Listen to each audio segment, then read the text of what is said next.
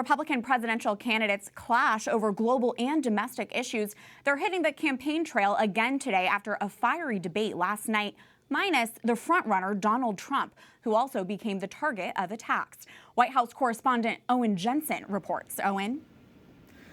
Good evening, Catherine. President Joe Biden also weighing in on the 2024 presidential election. He says there are probably 50 Democrats who could beat Donald Trump. And today, the former president's potential path back to the White House took another detour. As he tries to return to the White House, former President Donald Trump first returns to court in New York, facing civil business fraud charges that could upset his namesake business, telling reporters, "We did nothing wrong.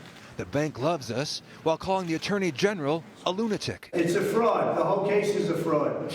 What they've done is they've weaponized justice, and this is coming from the White House.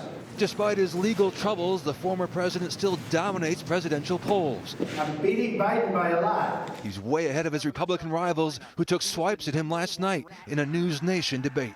I'm in this race because the truth needs to be spoken. He is unfit. This is a guy who just said this past week that he wants to use the Department of Justice to go after his enemies when he gets in there. Here's my issue with all three of my other colleagues on this debate stage. Is all three of them have been licking Donald Trump's boots for years for money and endorsements. The candidates also attacked each other. Her donors, these Wall Street liberal donors, they make money in China. They are not going to let her be tough on China, and she will cave to the donors. She will not stand up for you. First of all, he's mad because those Wall Street donors used to support him, and now they support me. And back on the campaign trail today, another push to gain ground with voters before they start heading to the polls next month. We need somebody who is going to be a strong conservative leader.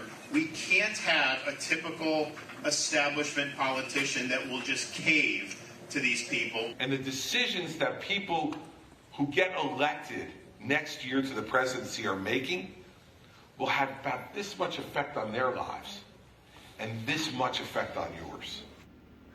Also tonight, the Real Clear Politics average of polls shows former President Trump with a 47-point lead over his nearest Republican competitor. In fact, he's beating all of them combined. And the former president is also beating the current president, President Biden, by a very narrow margin, just 2 points. At the White House, Owen Jensen, EWTN News Nightly.